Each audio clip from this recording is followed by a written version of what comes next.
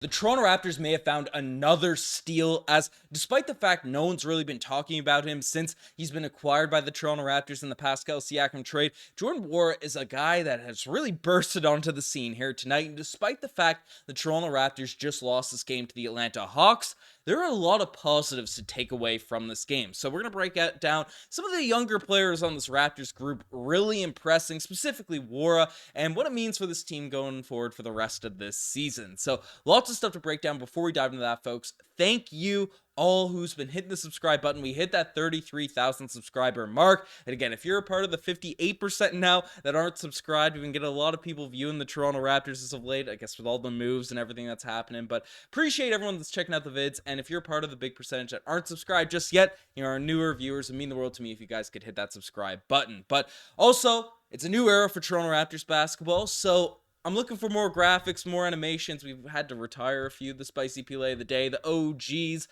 play of the day. All of these guys are pretty well gone now. Can't even drum up precious propaganda here now at this point. So want some new graphic ideas in the comment section below, because it's a new era of Raptors ball. I want to start using the old graphics a bit more again. So, throw your suggestions for potential graphics down in the comment section down below. But let's dive into this game. And Jordan Nwora bursting out onto the scene for the Toronto Raptors in this one. Because, again, talking to Bucks fans, talking to some people, yes, he didn't really do too much for the Indiana Pacers. We knew he was sort of a microwave sort of scorer, but he really impressed me. I figured he'd come in and have some games where he hit some threes off the bench, press along those lines, but he did pretty well everything. In his first moment of extended run with the Toronto Raptors, obviously with RJ Barrett, Emmanuel Quickley, and obviously Jakob Poeltl out in this game, Jordan Nwora was given a long leash, and man, he really ran with this opportunity. In this game here tonight, still off the bench in 31 minutes, 24 points, 9 rebounds, 6 assists, and was hustling out there on the defensive end, 3 of 7 from the three-point line. I thought he did a solid job. He missed a couple shots around the rim. Again, Nwora is a guy that he's nice jumper on him. He's a high IQ basketball player. Made some great sort of facilitations, driving the lanes and stuff. Still, finishing around the rim isn't probably his strongest suit, but he got to the free throw line. He got in there extremely well, and even if the touch wasn't great around the rim, I absolutely loved his decision making. And that's really the big thing when you have players that sort of have some potential, coming into your team and stuff. Sure, they're not going to be perfect. You're not going to be able to get guys on a bargain, get steals if they're already completely polished players. But the toughest thing to sort of train in the NBA is probably a high basketball IQ. And I thought Nwora, even though there were a couple of shots that were kind of chucked and things like that, I think he did a really good job at just making the right pass, taking the right shots, knowing what he was able to hit, knowing what he was able to make, and then creating along those lines. And really down at the end of this game,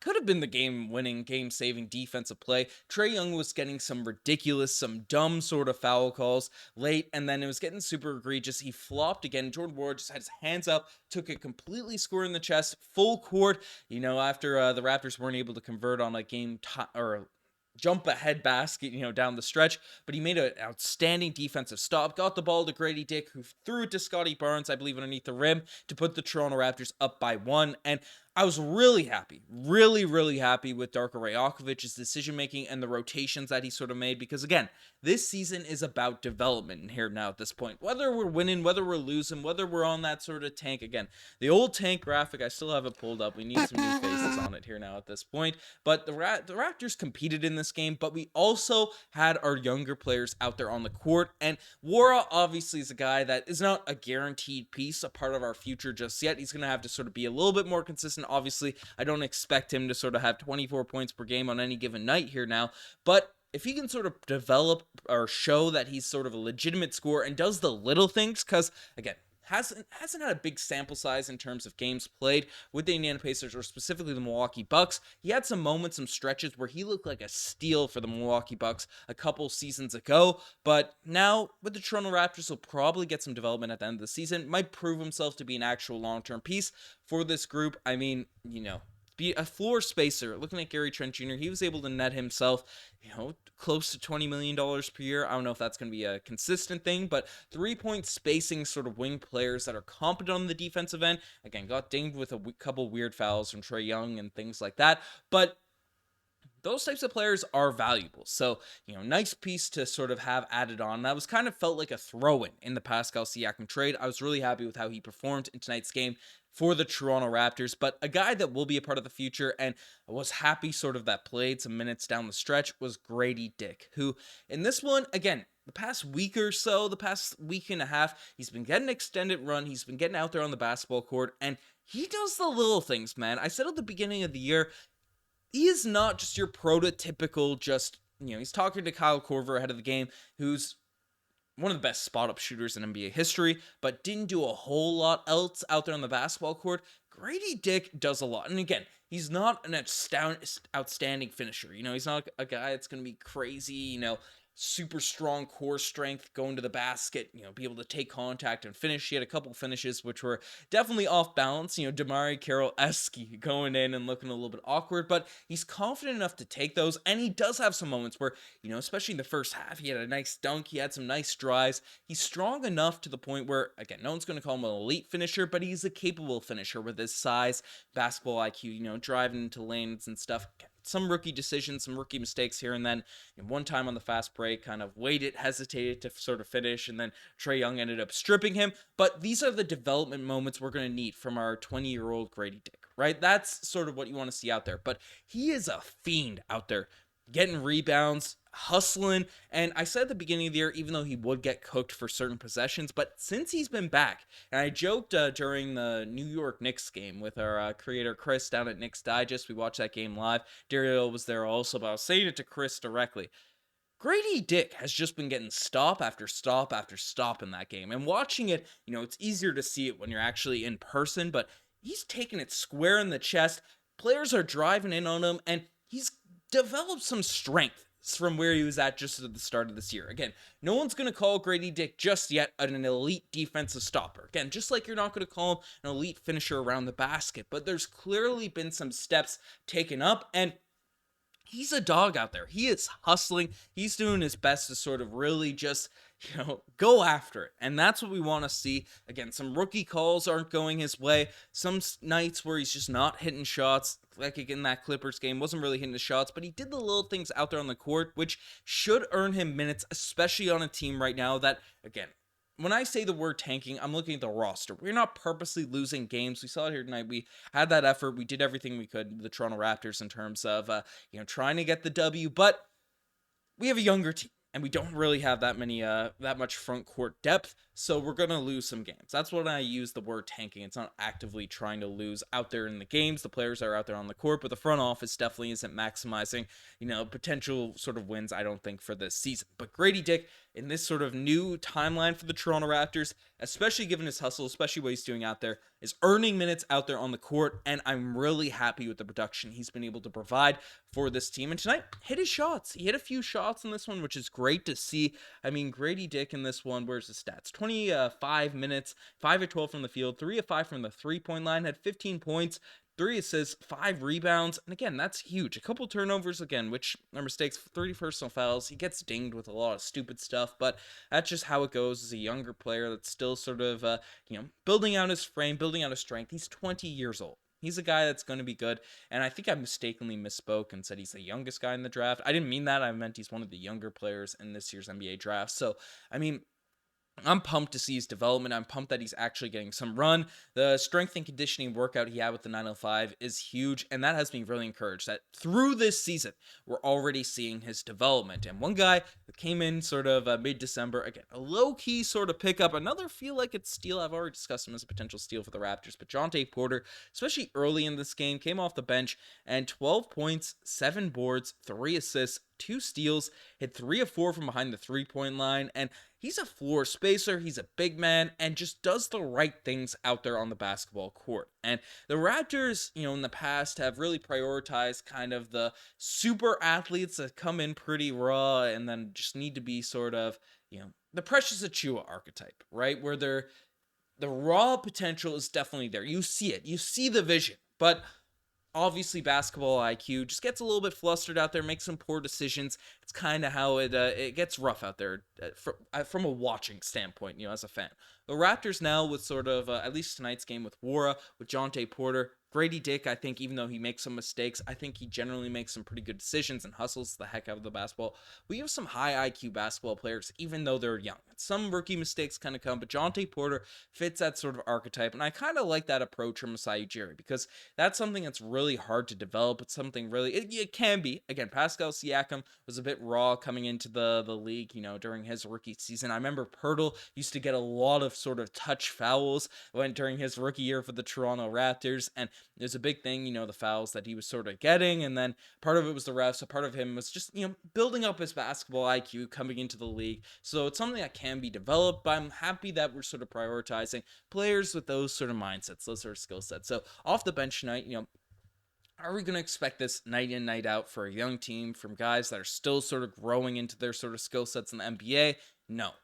We can't rely on sort of Gradey Dick, Jordan Nwora, Jontay Porter to be top dogs on any given night. But I thought they did a really good job in this one coming off the bench and really have me encouraged about their potential development. I like the rotations that Darko Rajakovic ran in this one, letting those guys sort of perform. But in the starting unit, Scotty Barnes, again, 8 of 14, really solid game, 24 points, 8 assists, 4 rebounds. Didn't shoot any threes tonight. I liked how he was attacking the rim.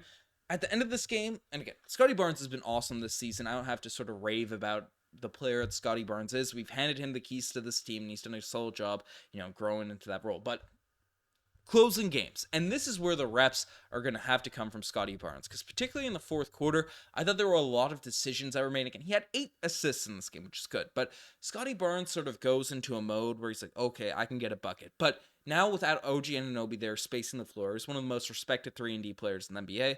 Pascal Siakam, who's been an all-NBA guy that draws probably the most gravity on this team before he was traded, away from the Toronto Raptors. The defense is more focused on Scotty Barnes here now at this point. The Hawks, they were throwing some doubles at Scotty, and frankly, he missed a few cutters. Bruce Brown, again, a guy that probably won't be on the Toronto Raptors for long, but is an elite cutter. I thought Nwora also made some really gorgeous sort of back cuts, curl cuts around that sort of court, and Scotty Barnes just kind of missed him. And we know Scotty Barnes is an elite passer, but now with the defense sort of really locked in, focused in on him, throwing 1-2 different defenders, help side, sort of looking for Scotty more so than they were with Pascal, and even RJ and quickly being out here now at this point, right? He's got to be able to sort of, especially with his height, again, not trying to compare him, a young Scotty Barnes that's just for the first time been handed a team, first time really dealing with all this stuff, but a guy like LeBron James, because he's the, premier point forward that you'd sort of look to. You'd love to see Scotty Barnes potentially develop into, or at least, sort of gain the skill sets of LeBron. Maybe not to get to completely his level. Obviously, it'd be a dream if that's the case. But LeBron, he can take those sort of defenders, not get flustered, and be able to sort of just pass over the top and make some really good decisions. And Scotty, especially now that Pascal and them have been gone, there's been a few turnovers, and there's been a few missed passes. I thought tonight the turnovers got a lot better, but he just missed a few just open cutters that could have been easy buckets. And again, in a game, it's a 1-point game. You lose. Not blaming Scotty Barnes whatsoever for this loss, but again, patience and development. That's what this season's all about. And games like this, I enjoy watching. Games like this where it's competitive, where the team is sort of rolling, whether we win or lose, it is what it is. But I was encouraged. There's clearly some things the Raptors can grow on, but we unfortunately took the L. Trae Young did his thing out there tonight. 30 points, 12 assists. People love to trash on Trae Young because he's smaller. His defense actually looked pretty solid in this game. I don't know. I was impressed by him. But the Raptors, again, Thaddeus Young, solid vet, doing his thing out there. Bruce Brown, I thought the box score is not going to back this up, but I thought Bruce Brown actually played pretty solid in this game. From the eye test, just did the right things out there, made some good cuts, got some rebounds in this one. Again, not hurting his trade value being out there on the court. Schroeder was pretty good in this one, brought the pace, did his thing, got fouled out, but again, it's tough to guard Trae Young. Gary Trent Jr. knocked down his threes, which is a great thing to see, but again, does really, Gary Trent Jr. has sort of devolved from the player that he was developing into, improving the defense, improving all of this type of stuff, off the dribble, finishing, and things that we heard him talk about as areas of his game we want to develop. He's a very one-dimensional player, and hopefully can net us something if he ends up getting traded right now at this point. But the three-point spacing is nice. Hit some timely shots, and then bricked one late, which was a tough, hurting blow at the end of this game. But I know a lot of Toronto Raptors fans are going to be calling for this team to sort of tank. I'm running long here, I'm surprised, but I'm happy with this sort of performance. Looking at the sort of tankathon here now at this point, we got to catch Portland. We got to catch Portland if we are tanking. We got to lose some games here now at this point. We got to lose them in a hurry because, frankly, it's I was running the sim lottery, and there's a lot of scenarios where we fall out of that top 6 and lose our pick to the San Antonio Spurs. So, in order for me to have my mental health safe during that NBA draft lottery, we gotta, ideally we catch Charlotte, get to the bottom 4. We're not going to catch the Spurs. We're not going to catch Washington or these teams, but, maybe we could if we just continue to lose at this point. But it's a tough spot the Toronto Raptors have put themselves in. But let me know what you guys think about this Toronto Raptors game. You guys are the best to make this far. Thanks for hitting helping us hit the 33,000 subscriber mark. It means the world to me. I'm signing out.